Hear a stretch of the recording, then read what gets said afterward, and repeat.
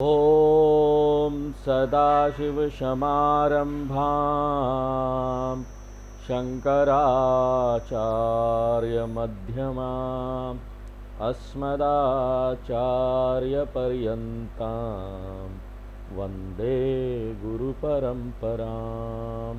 ॐ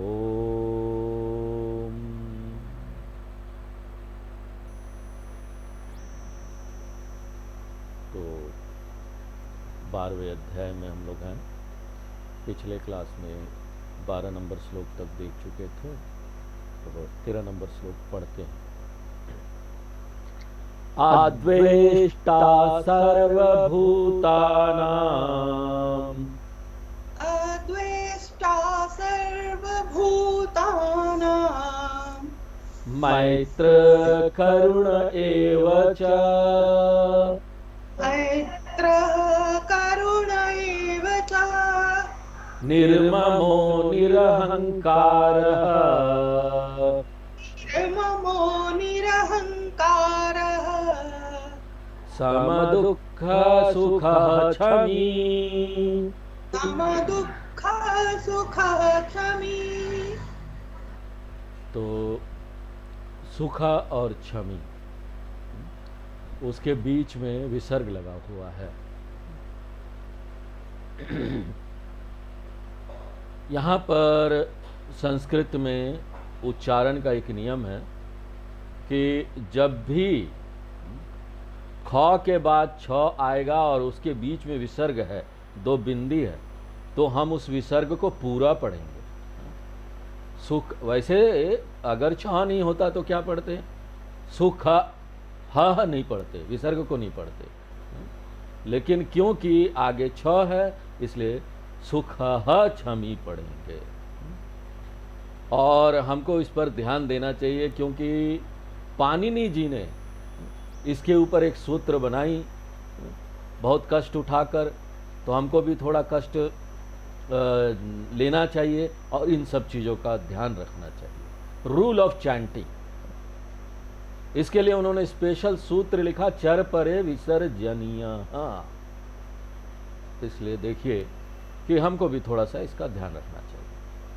अब यहाँ पर 12वें अध्याय का दूसरा भाग आ रहा है। पहला भाग हम लोग देख चुके 12वें श्लोक तक। एक व्यक्ति मान लीजिए भक्ति योग के 5 चरण से गुजरता है, जो कि पिछले श्लोकों में भगवान ने बताया। भक्ति योग के 5 चरण। सकाम कर्म प्रधान कर्म योग पहला चरण है, दूसरा निष्काम कर्म प्रधान कर्म योग दूसरा चरण है, तीसरा चरण इष्ट देवता उपासना है, चौथा चरण विश्वरूप उपासना है और 5वां चरण ज्ञान योग है, निर्गुण ईश्वर ज्ञान। इन 5 चरणों से अगर एक व्यक्ति गुजरेगा सफलतापूर्वक, कितना समय उसको लगेगा ये हमको नहीं पता। हो सकता है कि ये एक जन्म में हो जाए, ऐसा संभव है, या फिर ना अगले जन्म में कैरी फॉरवर्ड हो, इस जन्म में नहीं होगा, या फिर कई सारे जन्म आगे लगेंगे। कोई बात नहीं। कल्पना कीजिए, मान लीजिए एक व्यक्ति इन 5 चरणों से गुजरा है सफलतापूर्वक और वो क्या बन गया है? ज्ञानी। दूसरे शब्द में उसको क्या बोलेंगे? पराभक्त बन गया है। एक भक्त जिसने सफलतापूर्वक इन 5 चरणों वाली साधना को किया है। पराभक्त यानी सबसे उच्च भक्त। और इस पराभक्त को अनिवार्य रूप से ज्ञान होना चाहिए, क्योंकि 5वें चरण में निर्गुण ईश्वर का ज्ञान प्राप्त करता है। वो यहाँ पर उपनिषदों में भी आता है कि पहले एक रूप ईश्वर का ध्यान कीजिए, बाद में अच्छी तरीके से भगवान को समझिए विश्वरूप ईश्वर के रूप में, पूरी दुनिया के रूप में, और अंततो गत्वा ये जान जाइए कि भगवान और कुछ नहीं है, यहाँ पर एक ही तत्व है जो इतने सारे रूप में हमको प्रतीत हो रहा है। भगवान एक अरूप सत्य है इस पूरी दुनिया के पीछे का।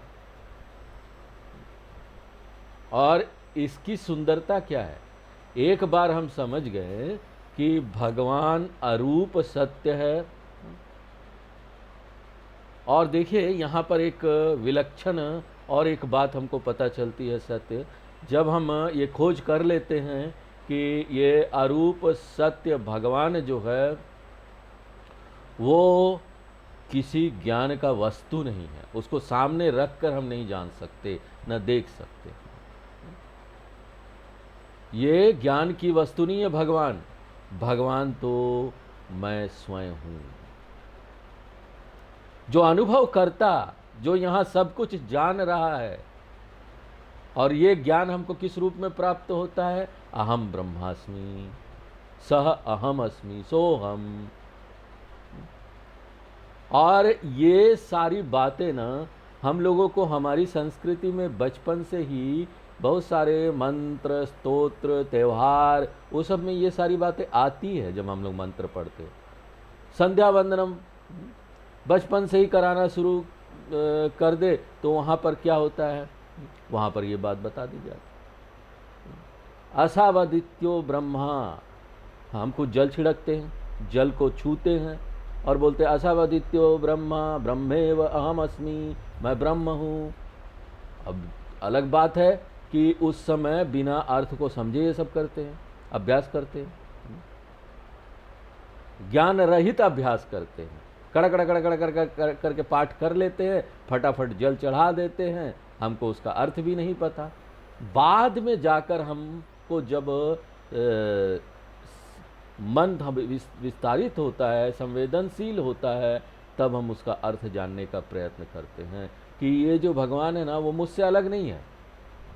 तो ये जो उच्च भक्त है ना, उसको अनिवार्य रूप से क्या होना पड़ेगा? अद्वैत ज्ञानी होना पड़ेगा। और अद्वैत क्या है? क्या अर्थ है अद्वैत का? भगवान और मैं, परमात्मा और जीवात्मा दो अलग सत्ता नहीं है। परमात्मा और जीवात्मा दो शब्द है, एक ही सत्य के लिए दो शब्द है। जिस तरह से लहर और समुद्र ये दो अलग अलग सत्ता नहीं है, ये दो अलग अलग नाम है एक ही तत्व के लिए, और वो तत्व क्या है? जल है। अलग से कोई तत्व नहीं है लहर बोलकर, अलग से कोई तत्व नहीं है समुद्र बोलकर, एक ही तत्व है और वो क्या है? जल। उसी तरह से जीवात्मा परमात्मा नाम ध्येयम, लेकिन नामी जो है, वस्तु जो है वो एक ही है।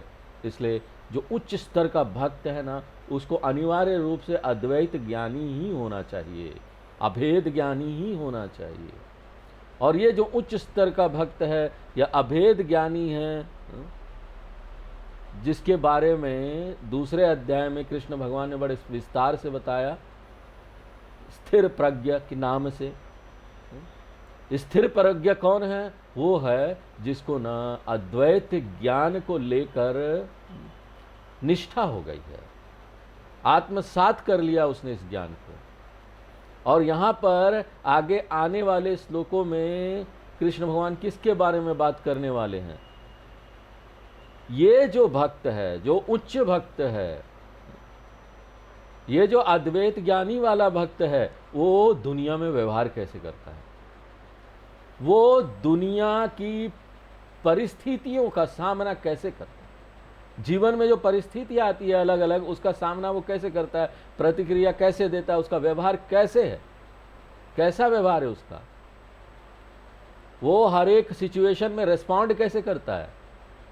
संस्कृत में पराभक्त लक्षणानि बोलेंगे। लक्षण क्या है, बिहेवियर क्या है, व्यवहार कैसा होता है इस अद्वैत ज्ञानी का। तो कृष्ण भगवान यहाँ पर जो पराभक्त है, सबसे उच्च भक्त है, उसका लक्षण यहाँ पर बताने वाले हैं। और इसका उद्देश्य क्या है, उसका व्यवहार, बिहेवियर, कंडक्ट, ये सब बताने का क्या उद्देश्य है। इसका दो लाभ है। पहला लाभ ये है, देखिए हमको लाभ पता होना चाहिए। अगर लाभ पता होगा ना, तभी तो हम आकर्षित होंगे ना कि हम ये साधना करेंगे। इतना आसान साधना तो है नहीं। तो ये ना स्पष्ट रूप से क्या है, मार्केटिंग का तरीका है, मार्केटिंग स्ट्रेटजी। जब भी कोई उत्पाद का यहाँ पर विज्ञापन दिया जाता है, मार्केटिंग करते हैं बेचने के लिए, तो वो लोग क्या करते हैं, उसका लाभ बताते हैं। इसका लाभ क्या है, कितने पैसे लगेंगे, अब वो बात छोड़ दीजिए कि शुरू में तो बड़ा बड़ा अक्षरों में यहाँ लिखा रहेगा कि 10,000 रुपया दीजिए या 40-50 हज़ार रुपया दीजिए, गाड़ी ले जाइए, और स्टार मार्क दे के नीचे लिखा रहेगा कि फिर ना जीवन पर्यंत बैंक को 5,000 रुपया इंस्टॉलमेंट देते रहिएगा। स्मॉल लेटर में लिखा होगा नीचे। एक बार क्या हुआ, एक व्यक्ति ने बैंक से लोन लेके बच्चे के लिए ना वो झूला खरीदा, और जीवन पर्यंत उसको इंस्टॉलमेंट देते रहना है। इंस्टॉलमेंट देते गया। एक बार वो आया बैंक में इंस्टॉलमेंट देने के लिए, तो वो बैंक के मैनेजर ने पूछा, भैया बच्चा कैसा है?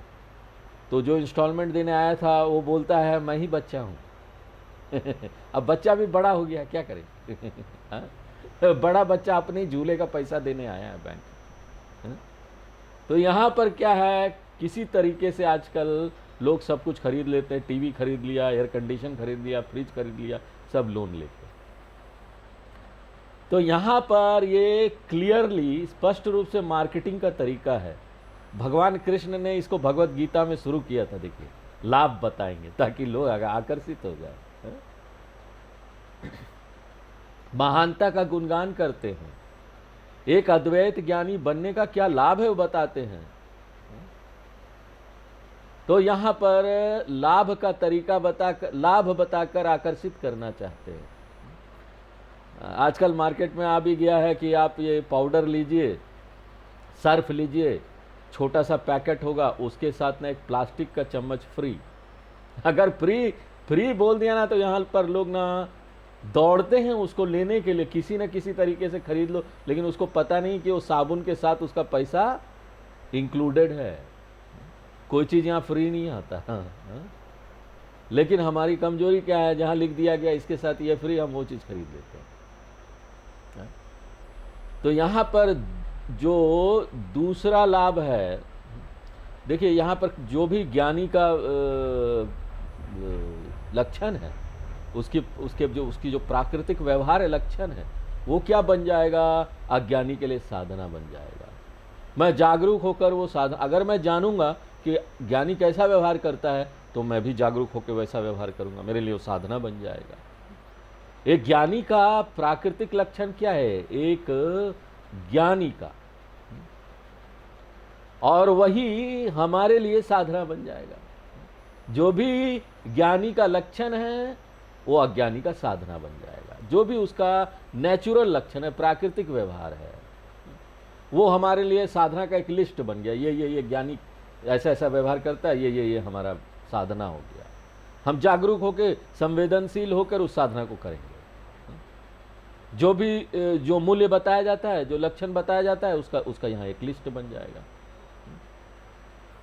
तो यहाँ पर एक दूसरा महत्वपूर्ण चीज भी हमको पता चलता है, और वो है कि एक व्यक्ति जब आध्यात्मिक साधना करता है और वो मुक्ति प्राप्त कर लेता है, तो वो कहीं मर के नहीं चला जाता, वो इसी जीवन में रहता है, जीवित रहता है। मोक्ष कोई ऐसा लाभ नहीं है ना जो मृत्यु के बाद मिलेगा। अगर मृत्यु के बाद मिलता मोक्ष, आपको मृत्यु के बाद मोक्ष मिलेगा, अगर कोई बोलेगा, तो आप बोलेंगे अभी नहीं चाहिए मुझे। क्यों? क्योंकि अभी तो हम जिंदा हैं, बहुत सारे और काम हैं, वो सब करने हैं। जब मरने उड़ने वाले होंगे तो उस समय ज्ञान ले लेंगे, वैकुंठ कैलाश चले जाएंगे कहीं। अभी तो हमको ज्ञान नहीं चाहिए। क्यों? अभी हमको वैकुंठ कैलाश नहीं जाना, अभी हमारे कई सारे ड्यूटीज़ हैं, कर्तव्य हैं जिसको पूरा करना है। जब सब कुछ पूरा हो जाएगा, जब हम मरने वाले होंगे, तो ज्ञान प्राप्त कर लेंगे, ताकि ना आगे यात्रा करने के लिए हम तैयार हो जाएं। तो कृष्ण भगवान बहुत स्पष्ट कर देना चाहते हैं कि मोक्ष मन की वो स्थिति है जो ना आप इस दुनिया में रहते रहते प्राप्त कर सकते हैं, और इस कारण से आप वेदांत के इस ज्ञान को टेस्ट कर सकते हैं। अगर हम आपको ये प्रॉमिस करें कि मोक्ष मृत्यु के बाद मिलेगा, तो आप बोलेंगे प्रूफ क्या है? प्रूफ क्या है कि आप जो बोल रहे हैं वो करेक्ट है कि नहीं? क्यों? मृत्यु के बाद कौन आएगा मेरा कॉलर पकड़ने, अब बोलेगा अरे आपने तो बोला था मोक्ष मिल जाएगा, मुझे मिला नहीं, देखो मैं भूत बन के वापस आया हूं आपको पकड़ने। कोई नहीं आ सकता ना। आपने प्रॉमिस किया था मोक्ष मिलेगा, मृत्यु के बाद मिला नहीं। हाँ? तो ये कुछ ऐसी चीज है ना जिसको हम यहीं पर रहते रहते टेस्ट कर सकते, वेरीफाई कर सकते। तो हमारा जो ये मोक्ष है इसको क्या बोलते हैं? जीवन मुक्ति ही। यहां पर हमको वर्णन मिलता है एक जीवन मुक्त व्यक्ति का, उसका व्यवहार कैसा है, जीवन मुक्त का लक्षण कैसा है, स्थिर प्रज्ञ का लक्षण कैसा है, पराभक्त का लक्षण कैसा है, यही विषय यहां पर आने वाला है। और इस श्लोक से लेकर अंतिम श्लोक तक, 19वें श्लोक तक यही विषय चलने वाला है। 20वां श्लोक जो है वो समापन वाला श्लोक है। तो अब हम लोग देखते हैं कि ज्ञानी का लक्षण क्या है, और एक तरीके से ये ना ये उपयोगी भी है। मान लीजिए कि आपको संशय है कि आप ज्ञानी बने हैं कि नहीं बने हैं, तो आपके पास एक लिस्ट होगा ना चेक करने के लिए, है? क्योंकि इतने दिनों से गीता पढ़ रहे हैं, हर क्लास में आ रहे हैं, इतना लंबा समय हो गया है, तो मुझे कैसे पता चलेगा मुझे ज्ञान हो गया? मुझे कैसे पता चलेगा मैं जीवन मुक्त बन गया हूँ? या फिर क्या स्वामी जी आप कोई सर्टिफिकेट देंगे क्या? सर्टिफिकेट होता ना, जो भी ये सर्टिफिकेट हाथ में लिया हुआ है वो व्यक्ति जीवन मुक्त है, और मैं इसको सर्टिफाई करता हूँ, और इसको सब लोग माला पहनाइए और इसका पाँव का पूजा कीजिए। अरे हमको कैसा पता चलेगा? हमको तो खुद जानना है ना। स्वामी जी क्या सर्टिफिकेट देंगे? मन की स्थिति है, आप जान सकते हैं, स्वामी जी को नहीं पता। और ये बहुत आसान है, आप चेक कीजिए। ये जो लिस्ट यहाँ दिया जा रहा है उसे चेक कीजिए कि आप ज्ञानी हो गए कि नहीं हो गए। और अगर नहीं इसमें से कोई भी लक्षण आपके अंदर आ रहा है, इसका अर्थ है कि आपको और साधना करना पड़ेगा, इस ज्ञान को और आत्मसात करना पड़ेगा। और पहला लक्षण जीवन मुक्त का क्या बता रहे हैं भगवान? पहला लक्षण में ही ना हम लोग ना चारों खाने चित हो जाएंगे, पहला ही लक्षण में, क्योंकि वो कितना कठिन है। तो भगवान क्या बोलते हैं श्लोक में? अद्वेष्टा सर्वभूतानाम। एक ज्ञानी व्यक्ति का लक्षण है कि ना वो किसी से भी घृणा नहीं करता।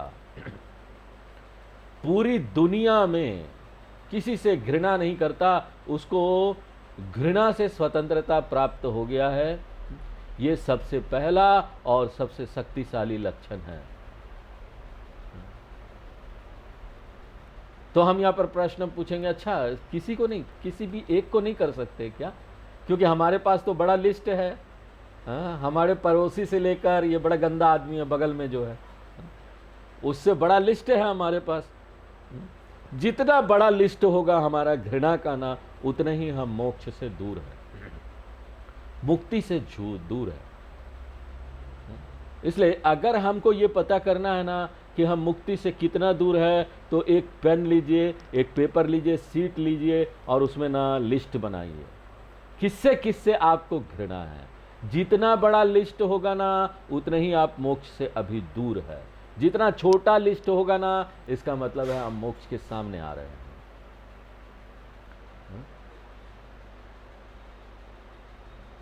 तो यहां पर देखिए एक बहुत दिलचस्प बात भी है। जब शास्त्र ये बोलते हैं कि आपको किसी से भी घृणा नहीं करना चाहिए, तो हमारा तुरंत का प्रश्न ये होता है कि हम यहाँ पर ना अपने जो घृणा है ना उसको ना तर्क देकर सही ठहराना शुरू कर देते हैं। हम क्या करते हैं कि ना एक व्यक्ति के जितने भी नकारात्मक पक्ष हैं, उसकी जितनी भी गंदगी वो खोल के रख देते हैं। हाँ, ये देखो, ये इसने गंदा काम किया है, ये अच्छा व्यक्ति नहीं है, देखो इसीलिए हम देखो स्वामी जी, इसीलिए हम इससे घृणा करते हैं ना। हाँ? वो अपेक्षा करते हैं कि ऐसा बोल करना स्वामी जी फिर सामने बोल देंगे हाँ, एक व्यक्ति से, आप ऐसे व्यक्ति से तो घृणा करना ही चाहिए। हाँ? ऐसा व्यक्ति तो घृणा का हकदार है। भाई ये बात समझ लीजिए कि शास्त्रों के अनुसार ऐसी कोई चीज है ही नहीं कि आप तर्क देकर घृणा को सही ठहरा सके। किसी भी तरह का घृणा न्यायोचित नहीं है। हम ऐसा क्यों बोलते हैं? क्यों ऐसा बोलते हैं? क्योंकि शास्त्रों के अनुसार हर एक व्यक्ति भीतर से दिव्य है और शुद्ध है, शुद्ध है। यहां पर इस संसार में कोई भी व्यक्ति नहीं है जिसके अंदर अशुद्धता है। कोई ऐसा दानव चरित्र वाला व्यक्ति नहीं है। हर एक जीवात्मा जो है ना, तात्विक रूप से शुद्ध परमात्मा है, नित्य शुद्ध बुद्ध मुक्त स्वभाव। तो ये शुद्ध ब्रह्म वाली बातें हमारे शास्त्र हमको सिखा रहे हैं, उसकी शिक्षा दे रहे हैं। इसलिए कोई भी व्यक्ति इस संसार में हो वो घृणा का हकदार नहीं है। कोई भी व्यक्ति, एक भी व्यक्ति नहीं। क्यों? हर एक व्यक्ति साधु है। जो सबसे खराब से खराब व्यक्ति है ना इस संसार में, वो भी साधु है। तो समस्या कहां पर है? एक व्यक्ति का जो चरित्र है, उसका कर्म है, वो गलत हो सकता है, वो भ्रष्टाचारी हो सकता है, अधर्म का कार्य कर सकता है, लेकिन एक व्यक्ति का जो ये करप्शन वाला काम है, भ्रष्टाचार वाला, अधर्म वाला, वो उसका मूल प्रवृत्ति नहीं है, उसका मूल प्रकृति नहीं है। लेकिन साधु स्वभाव, शुद्धता, ये उसकी मूल प्रकृति है।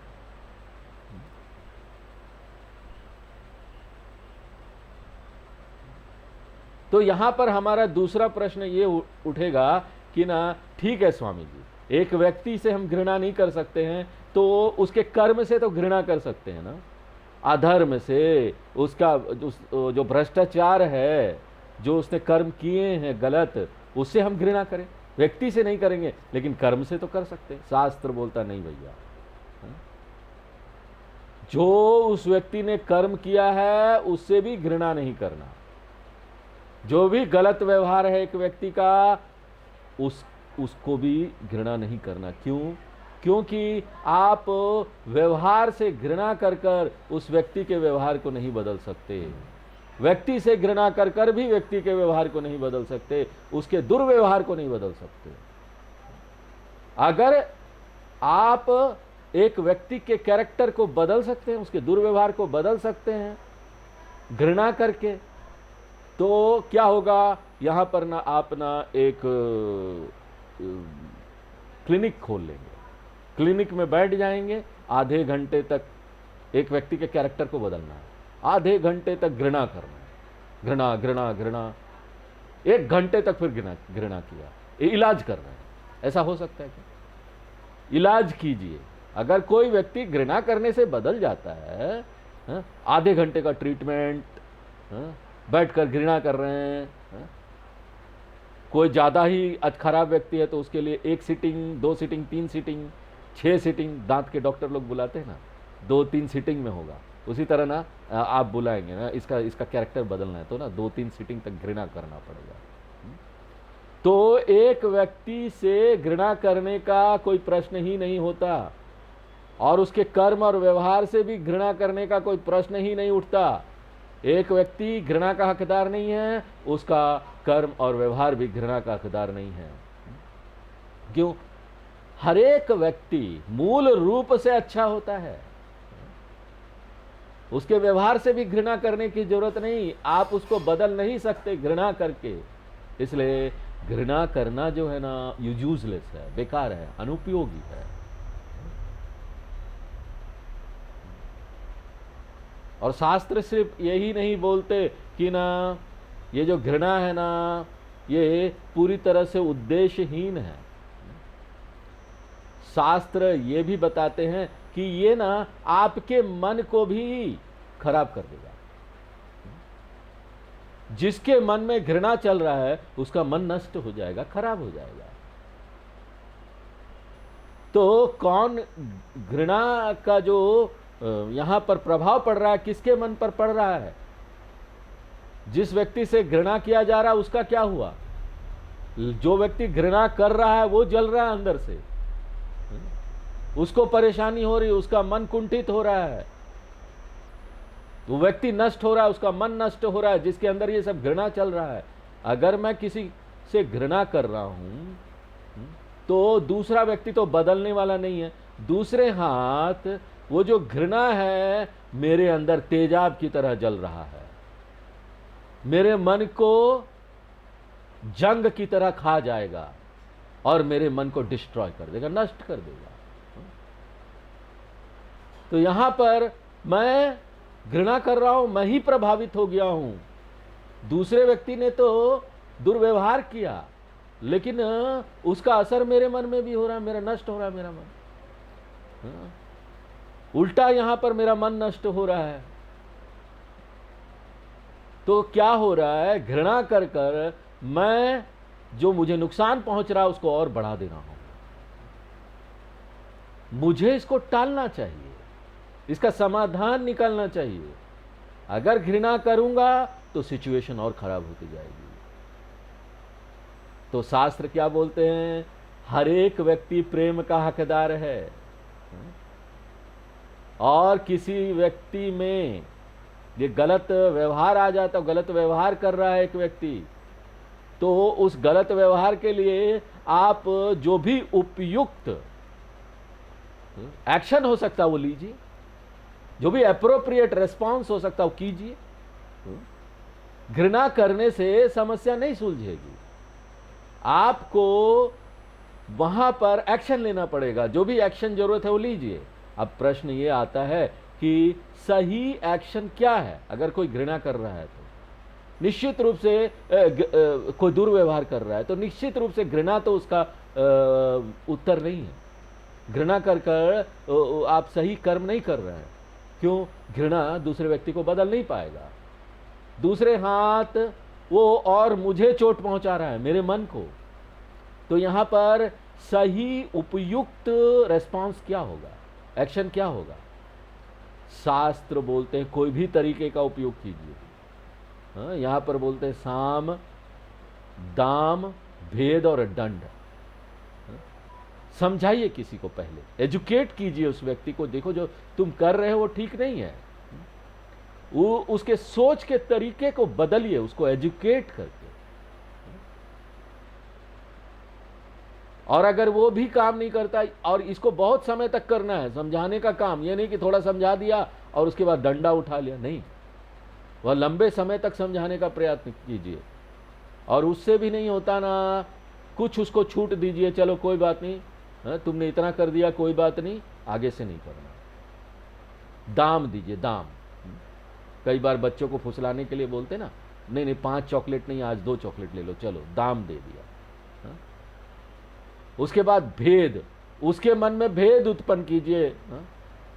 उसको जहां से ऊर्जा मिल रही है उस ऊर्जा के स्रोत को काटिए, भेद उत्पन्न कीजिए। ये सारा करने के बाद अगर फिर भी आप फेल हो जाएं, वो व्यक्ति नहीं समझे, तब जाकर ना आपको डंडा उठाना चाहिए, मारने के लिए, दंड देने के लिए।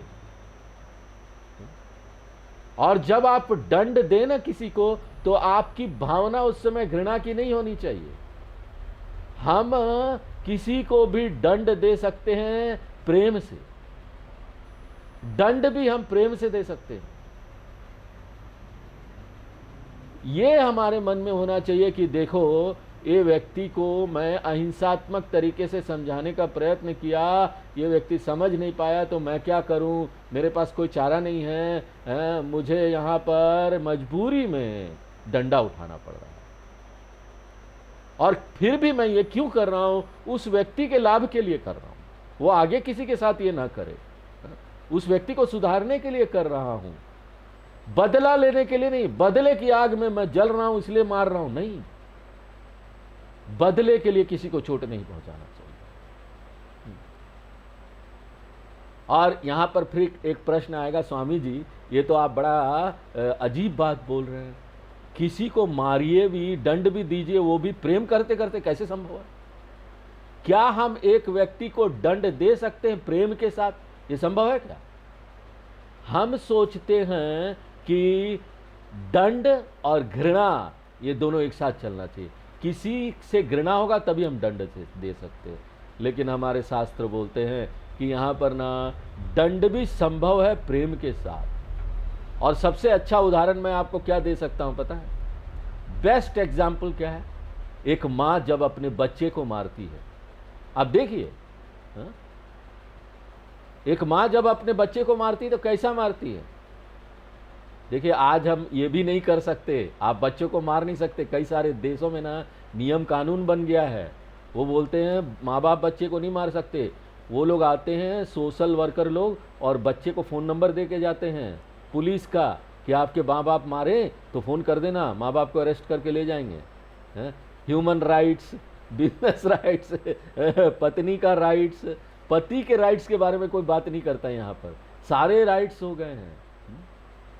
हाँ धीरे धीरे अब शुरू होगा पति का राइट्स भी शुरू हो रहा है, क्योंकि ना अब ना दहेज के कारण इतना जो ये नियम कानून बना था दहेज के लिए, वो उसमें महिलाओं को बहुत पावर दे दिया गया और उसका दुरुपयोग होने लगा।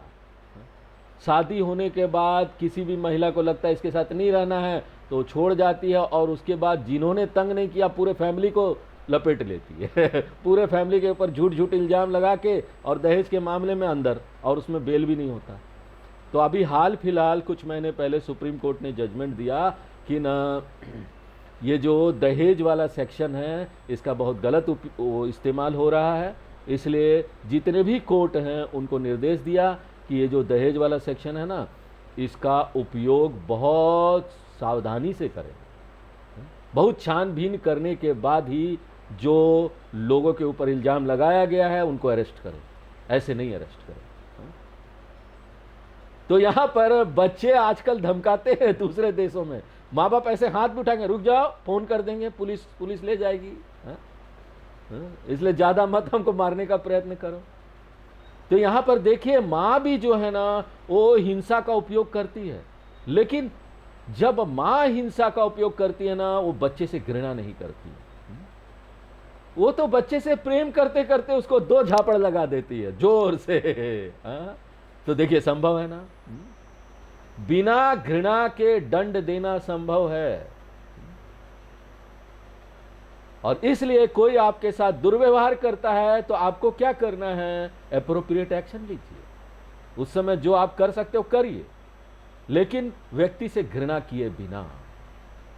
हर एक व्यक्ति से हमको प्रेम भाव रखना है, कोई भी व्यक्ति हो, ना तो व्यक्ति ना ही उसका कर्म घृणा का हकदार है। कृष्ण भगवान ने भी कंस को मारा, कृष्ण भगवान ने भी अर्जुन को बोला जाओ दुर्योधन को मारो, लेकिन कंस को भी मारा हंसते हंसते। देखिए उनका कभी ना टेंशन नहीं आता चेहरों पर, कृष्ण भगवान का हंसते हंसते इतने सारे राक्षसों को मार दिया। तो जो भी सही कर्म है वो आप कीजिए, जो भी एक्शन ले सकते लीजिए उसको रोकने के लिए। लेकिन एडवाइस सिर्फ इतना है कि ना बदले की भावना से या घृणा की भावना से ये मत कीजिए, ये प्रेम की भावना से होना चाहिए। ये आपको सोचना चाहिए कि व्यक्ति गलत काम कर रहा, हम उसको चेंज करना चाहते हैं, उस व्यक्ति को सही करना चाहते हैं। इसलिए अद्वेष्टा सर्वभूता नाम ज़्यादा बोलो लंबा लिस्ट, उस लिस्ट में आपका कोई भी नहीं आना चाहिए, जिससे आप घृणा कर रहे हैं कोई एक भी नहीं होना चाहिए। ये पहला क्वालिफिकेशन है ज्ञानी का, एक पहला लक्षण है ज्ञानी का। अब हम अपने आप को चेक कर सकते हैं ना, चेक करें किसी से घृणा है नहीं है, ठीक है, एक लक्षण तो आ गए ज्ञानी का हमारे अंदर है। अब हमसे मत पूछिए नहीं नहीं स्वामी जी एक वो बहुत गंदा आदमी, स्वामी जी आप जानते नहीं, एक से तो करने दीजिए। मेरी जो सास है वो क्या बताए स्वामी जी, अब जबरदस्ती का प्रेम करना ही पड़ता है, सास है लेकिन घृणा है मन में। नहीं नहीं वो भी नहीं चलेगा, पूरी तरह से घृणा से स्वतंत्र होना है, ये पहला लक्षण है ज्ञानी का। तो आगे जो और लक्षण है वो हम लोग अगले क्लास में देखेंगे। आ जाएंगे। ओम पूर्णमदः पूर्णमिदं पूर्णात् पूर्णमुदच्यते पूर्णस्य पूर्णमादाय पूर्णमेवावशिष्यते। ओम शांति शांति शांति।